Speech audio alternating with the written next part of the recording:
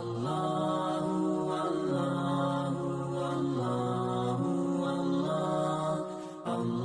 الحمد یا اللہ، الصلاۃ والسلام علیک یا رسول اللہ، الصلاۃ والسلام علیک یا حبیب اللہ صلی اللہ تعالی علیہ وسلم۔ توحید و رسالت کے شہدائیوں، آج میری گفتگو کا عنوان ہے حلال روزی کی اہمیت۔ دعا کرتا ہوں رب قدیر کی بارگاہ میں مولا ہم سبوں کو حق بولنے، آپ کو حق سننے، اس پر عمل کرنے کی توفیق و رفیق عطا فرمائے۔ حضرات محترم، اس میں کوئی شک نہیں کہ انسان کی زندگی کا دار و مدار کھانے پینے پر ہے، مگر نہ ہر کھانے کی چیز حلال ہے اور نہ ہر پینے کی چیز جائز ہے۔ ایک مسلمان ہونے کی حیثیت سے کسی سے اسلام نے ہمیں کھانے پینے کے کچھ اصول اور قاعدے بتائے ہیں جن کی پابندی ضروری ہے۔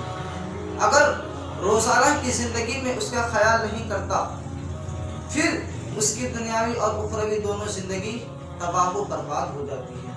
اس تعلق سے اللہ رب العزت نے جو ہدایت بندوں کو عطا فرمائی ہے ان میں سے کچھ بیان کی جاتی ہے۔ چنانچہ حدیث پاک میں آتا ہے کہ حضرت ابو ہریرہ رضی اللہ تعالی عنہ سے مروی ہے کہ آقا کریم صلی اللہ علیہ وسلم نے ارشاد فرمایا کہ اللہ تبارک و تعالی پاک ہے، وہ پاک چیزوں کو قبول فرماتا ہے اور اس نے مومنوں کو وہی حکم دیا ہے جو اس نے رسولوں کو دیا ہے۔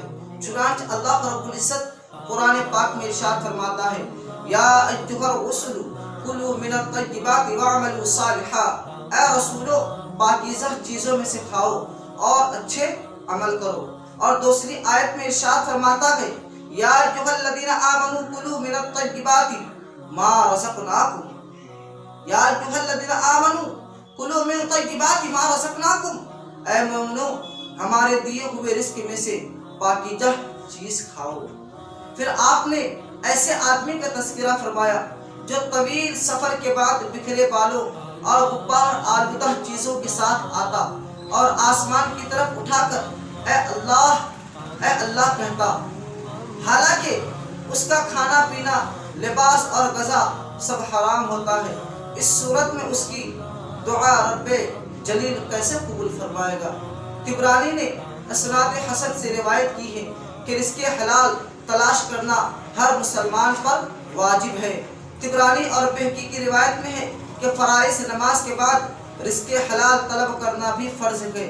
ترمذی اور حاکم کی حدیث میں ہے کہ جس نے حلال کھایا، سنت پر عمل کیا اور لوگ اس کے شر سے محفوظ رہے، وہ جنت میں جائے گا۔ صحابہ کرام رضی اللہ تعالی عنہ نے عرض کیا رسول اللہ صلی اللہ علیہ وسلم، یہ چیز تو آج آپ کی امت میں بہت ہے۔ تو آپ نے فرمایا میرے بعد کچھ وقت ایسے ہی ہوگا۔ احمد وغیرہ نے اسناد حسن کے ساتھ روایت کی ہے کہ جب تیرے اندر 4 چیزیں ہوں تو دنیا کو تاہیاں تجھے نقصان نہیں دے گی: امانت کی نگہبانی، راست گوئی، حسن خلق اور رزق حلال۔ طبرانی کی حدیث پاک میں ہے کہ اس کے لیے خوشخبری ہے کہ جس کا کسب عمدہ، باطن صحیح، ظاہر باعزت اور لوگ اس کے شر سے محفوظ ہوں۔ اسے خوشخبری جس نے علم کے ساتھ عمل کیا، زائد مال راہ خدا میں خرچ کیا اور غیر ضروری باتیں کرنے سے اجتناب کیا۔ اسی میں ہے کہ حضور علیہ السلام نے فرمایا اے سعد، حلال کا کھانا تیری دعائیں قبول ہوگی۔ قسم ہے اس ذات کی جس کے قبضے قدرت میں میرے آقا علیہ السلام کی جان ہے، جب آدمی اپنے پیٹ میں حرام کا لقمہ ڈالتا ہے تو اس کی وجہ سے اس کی 40 دن کی عبادتیں قبول نہیں کی جاتی۔ جو بندہ حرام سے اپنا گوشت بڑھاتا ہے، جہنم کی آگ اس کے بہت قریب ہوتی ہے۔ میرے آقا علیہ السلام کے دیوانوں، مسند بزاز میں روایت ہے کہ اس کا دین نہیں جس میں امانت نہیں، اور نہ اس شخص کی زکوٰۃ گئی جس نے حرام کا مال پایا اور اس میں سے قمیص پہن لیا، اس کی نماز قبول نہیں ہوگی جب تک کہ وہ اسے اتار نہیں دیتا، چونکہ شان الہی میں اس چیز سے بلند و بالا ہے کہ وہ ایسے شخص کی نمازیں قبول کرے یا کوئی اور عمل قبول کرے جس کے جسم پر حرام کا لباس ہو۔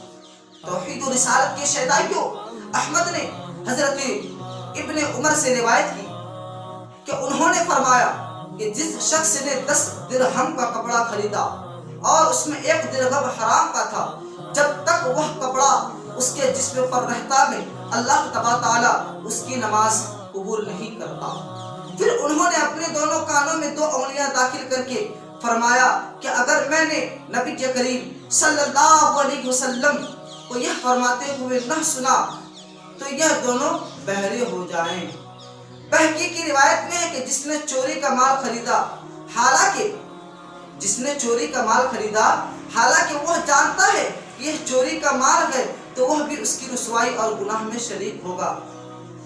میرے آقا علیہ الصلوۃ والسلام کے دیوانوں، حافظ المندری نے قابل احسن اسناد دیا موقوف سند کے ساتھ، اور احمد نے بسند جید یہ حدیث نقل کی کہ حضور علیہ الصلوۃ والسلام نے فرمایا، قسم ہے اس کی جس کے دست قدرت میں میری جان ہے کہ تم میں سے کوئی رسی لے کر پہاڑ کی طرف نکل جائے اور لکڑیاں اکٹھی کر کے پیٹھ پر لاد لے اور انہیں بیچ کر کھائے، وہ اس سے بہتر ہے کہ وہ اپنے منہ میں حرام کا لقمہ ڈالے۔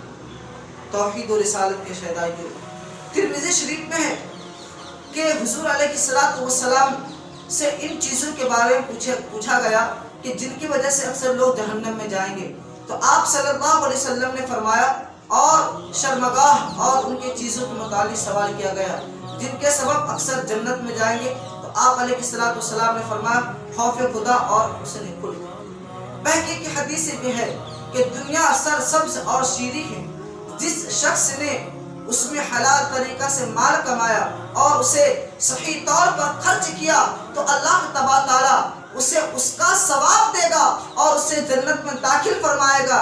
جس سے اس نے ناجائز طریقوں سے مال کمایا اور ناجائز طریقوں سے اسے خرچ کیا، اللہ تبارک تعالیٰ اسے جہنم میں بھیجے گا۔ اور بہت سے لوگوں کے لیے جو مال کی محبت میں اللہ اور اس کے رسول کو بھول جاتے ہیں، قیامت کے دن جہنم میں ہوگا۔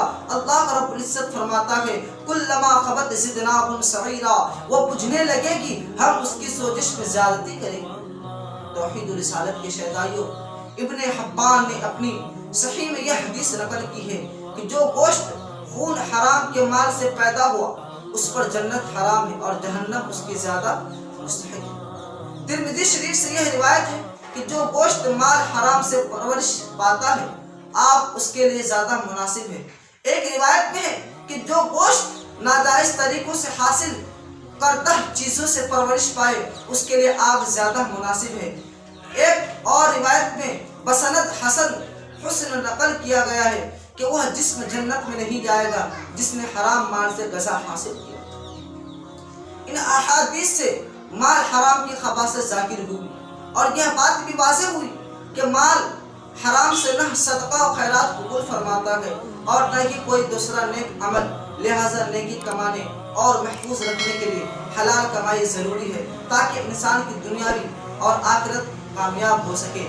دعا کرتا ہوں رب قدیر کی بارگاہ مولا ہم سبوں کو حلال رزق کھانے کی توفیق عطا فرمائے اور حرام رزق سے بچنے کی توفیق عطا فرمائے۔ میرے آقا علیہ الصلوۃ والسلام کی بارگاہ میں دعا کرتا ہوں مولا ہم سبوں کو رمضان مبارک کے فیض و برکات سے مالا مال عطا فرمائے اور ہم سبوں کو آپس میں محبت عطا فرمائے۔ وما علینا الا البلاغ۔ السلام علیکم ورحمۃ اللہ وبرکاتہ۔